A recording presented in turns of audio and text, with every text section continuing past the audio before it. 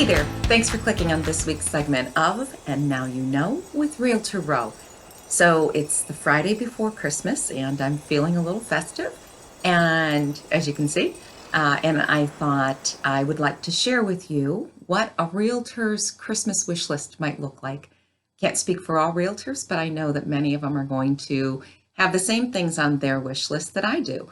And while we all appreciate a nice bottle of wine or a gift card to our favorite coffee shop, there are some things that would make for a mutually satisfying gift in each transaction.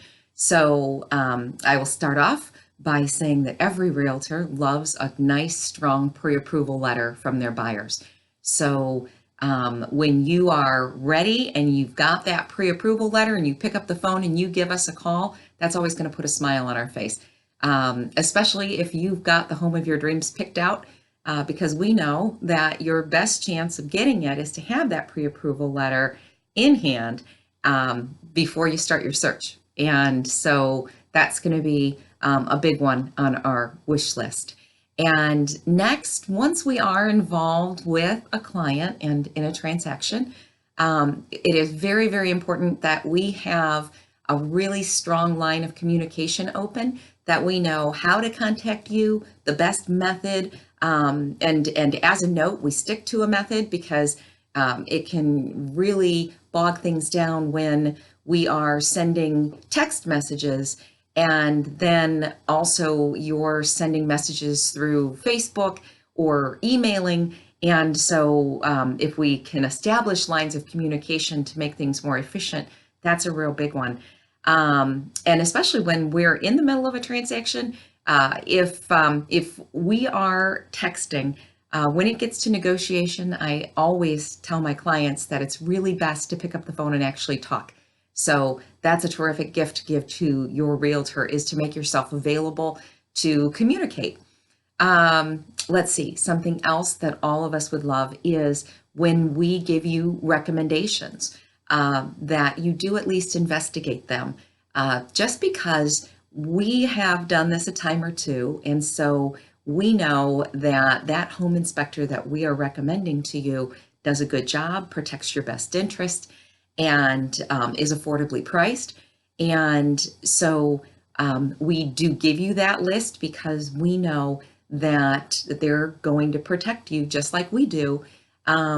And so when you instead go online and pick out another inspector, I'll just tell you that from personal experience, the times that my buyers have decided that they'll just go and pick somebody that nobody knows, of course, that is fine. I will ask that they are at least someone that is, if not licensed in the state of Ohio, at least they've got some accreditations.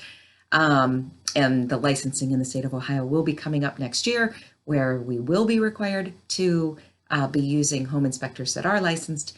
Nonetheless, it's those times when someone hasn't used a recommendation, I have wound up with some pretty bad experiences, in which case the buyer finds himself or herself apologizing throughout the rest of the transaction, saying, I really wish I would have taken your advice.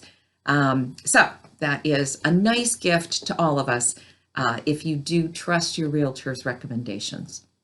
And then another R is that after the transaction, that you take the time to write a review.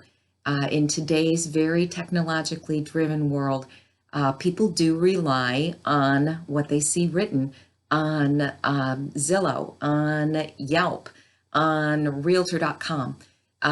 Those are all places, Facebook, where you can write a recommendation, and that is really going to be a fantastic gift for your realtor. When you say, this person did a good job for me, and I have no reservations in recommending that you give them a call to do the same for you, my clients. And then finally, more than 95% of my business is referral based. So I have repeat clients and I have clients who recommend friends and family. And it is something that is the one statistic that I am most proud of. because of the fact that it speaks volumes when you have people who say, you did a good job for me, and I have no hesitation in recommending that a family member or a friend give you a call when they have real estate needs. And so that is really the number one Christmas gift that I receive and most appreciate. And so those are the things that are on my wish list pretty much every day of the year, but especially at Christmas. It's a very nice gift to receive. And so I wish you and yours a very Merry Christmas, Happy Hanukkah, and a happy and joyous New Year. And I look forward to turning lots of dreams into addresses throughout the new year.